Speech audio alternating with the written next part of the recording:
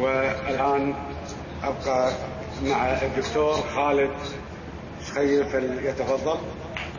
والصلاة والسلام على أشرف خلق الله محمد بن عبد الله ومن والاه، أما بعد، أحييكم بتحية الإسلام الخالدة، السلام عليكم ورحمة الله وبركاته. والشكر موصول ل 22 نائب شرفونا اليوم بمواقفهم قبل لا يشرفونا بحضورهم. 22 نائب صوتوا للوحدة الوطنية، 22 نائب رفضوا الامتيازات المقدمة من الحكومة، 22 نائب صوتوا ضد الوزير الذي يتحدث عن اسعار الاستجوابات، 22 نائب تكاتفوا ووصلوا رسالة لكل من يريد أن يضرب الوحدة الوطنية أننا ككويتيين حضر وبدو وشيعة وسنة لا نقبل هذه التفرقة. أعضاء مجلس الأمة 22 قاموا بواجبهم، لكن مسؤولية الحفاظ على الوحدة الوطنية مسؤولية النظام وليست الحكومة، أكبر من الحكومة.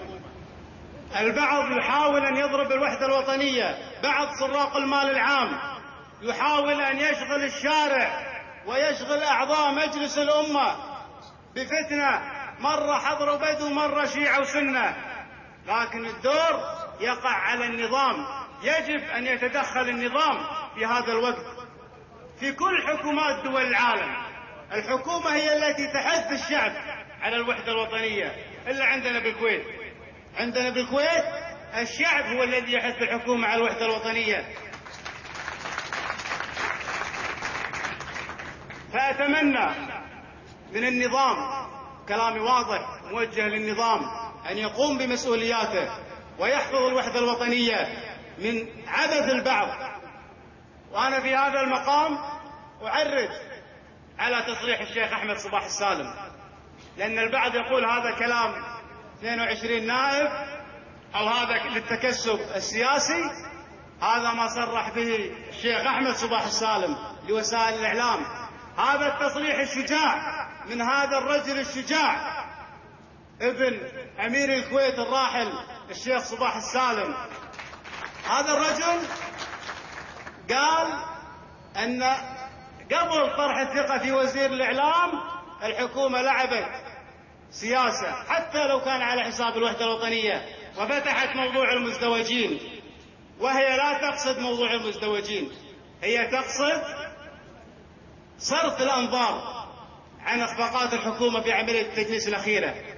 أنا أقول لهذا الشخص الذي استوعب أبيات الشعر المختصرة لأبوه رحمة الله عليه يوم قال أنا وشعبي كل أبونا جماعة، الدين واحد والهدف أخدم الشعب، لضاق صدر الشعب ما استر ساعة، أضيق لا من ضاق واستر لحد.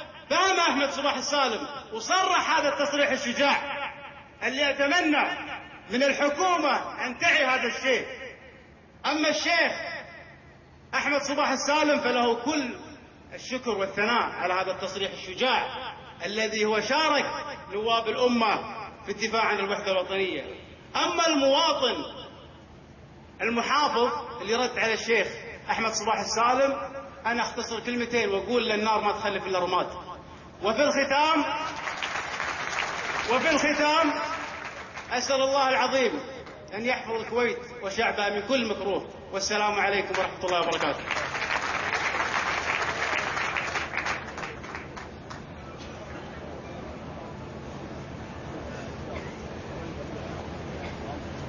شكرا للدكتور خالد شخير.